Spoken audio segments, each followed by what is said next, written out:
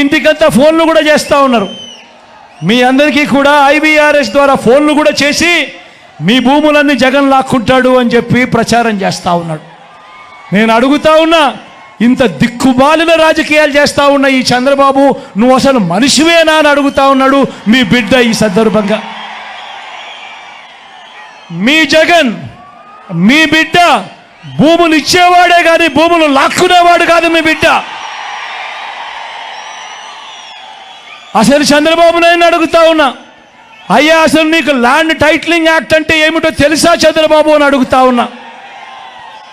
అసలు land titling act అంటేనే దాని అర్థం ఏమిటి అని అంటే, భూముల మీద సంపూర్ణ హక్కులు రైతన్నలకు ఎల్లవేళలా ఉండేట్టుగా ఒక యాక్ట్ చేయడమే, దాన్నే ల్యాండ్ టైటిలింగ్ యాక్ట్ అంటారు చంద్రబాబు. ఫస్ట్ అది తెలుసుకో అని అడుగుతా ఉన్నా. ఇవాళ ఇదే పెద్ద మనిషి చంద్రబాబు నాయుడు గారు చేస్తూ ఉన్న తప్పుడు ప్రచారాలకు ప్రతి ఒక్కరికి తెలిసి ఉండాలి. కాబట్టి ఈరోజు మీ అందరితో కూడా ఒక 2 నిమిషాలు దాని గురించి చెబుతా. ఈ ల్యాండ్ టైటిలింగ్ యాక్ట్ అన్నది రాబోయే రోజుల్లో ఒక పెద్ద సంస్కరణ అవుతుంది. ఎందుకంటే ఈరోజు ఏ భూమి ఎక్కడ కొనాలనుకున్నా కూడా ఆ భూములన్నిటిలో కూడా ఈరోజు వివాదాలు ఉన్నాయి.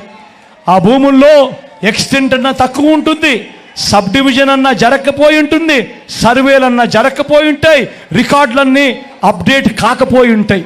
వీటి అన్నిటి వల్ల భూ వివాదాలు పెరిగి ఇవాళ రైతన్నలు, ప్రజలు అందరూ కూడా కోర్టుల చుట్టూ తిరిగే కార్యక్రమం, అధికారుల చుట్టూ తిరిగే కార్యక్రమం జరుగుతూ ఉంది.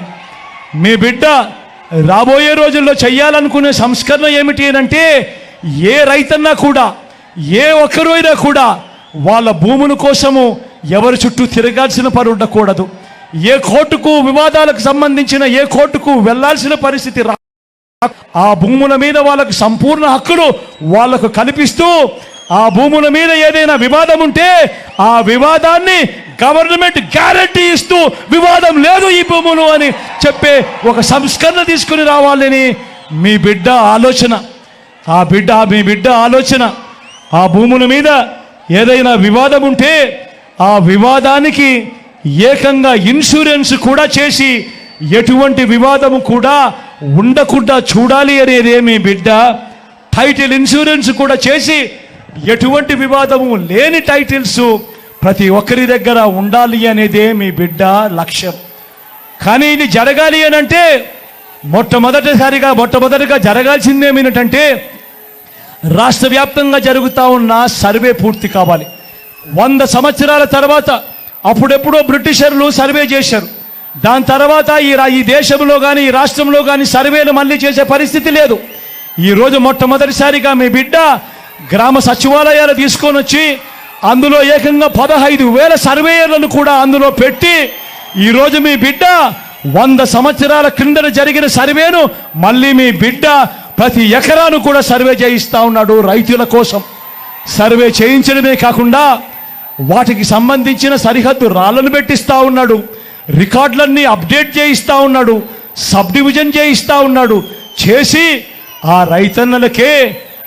రైతన్నలకే హక్కు పత్రాలను ఎక్కడికి పోకుండా పదిలంగా రైతన్నలకు అందేట్టుగా చేస్తూ ఉన్నాడు మీ బిడ్డ. ఇవన్నీ కూడా పూర్తయిపోయిన తర్వాత కానీ రాష్ట్రంలో 17,000కు సంబంధించిన రెవెన్యూ గ్రామాలుంటే ఇప్పటిదాకా 6,000 రెవెన్యూ గ్రామాలు మాత్రమే పూర్తయ్యాయి. రాబోయే 1.5-2 సంవత్సరాలలో పూర్తిగా 17,000 గ్రామాల సర్వే కూడా పూర్తయిపోతుంది. ఆ తర్వాత ప్రతి రైతన్న దగ్గర, ప్రతి ఒక్కరి దగ్గర వాళ్ళ భూములకు సంబంధించిన పక్కా రికార్డులు ఉంటాయి. సర్వే చేసిన భూమి ఉంటుంది, సరిహద్దులు పాతిన భూములు ఉంటాయి, రికార్డ్స్ అన్ని అప్డేట్ అయిన భూములు ఉంటాయి, సబ్ డివిజన్ జరిగిన భూములన్నీ కూడా పూర్తి హక్కులతో ఆ రైతన్నులకు, ఆ పేదలకు, వాళ్ళందరికీ కూడా వాళ్ళ దగ్గర ఉంటాయి. అటువంటి పరిస్థితిలో ఆ పరిస్థితి వచ్చిన తర్వాత ఈ ల్యాండ్ టైటిలింగ్ యాక్ట్ తీసుకొని వచ్చి ఏ స్థాయిలోకి తీసుకొని పోతామోనంటే, ఆ భూములకన్నిటికీ వివాదాలు ఏదైనా వస్తే ప్రభుత్వం గ్యారంటీ అని చెప్పే పరిస్థితిలోకి తోడుగా ఉండే కార్యక్రమమే ఈ ల్యాండ్ టైటిలింగ్ యాక్ట్ అన్నది ప్రతి ఒక్కరూ కూడా తెలుసుకోమని కోరుతూ, చంద్రబాబు చెప్పే అబద్ధాలు, చంద్రబాబు చేసే మోసాలను ఏ ఒక్కరు కూడా నమ్మొద్దు అని చెప్పి ప్రతి ఒక్కరిని కూడా ప్రార్థిస్తా ఉన్నా.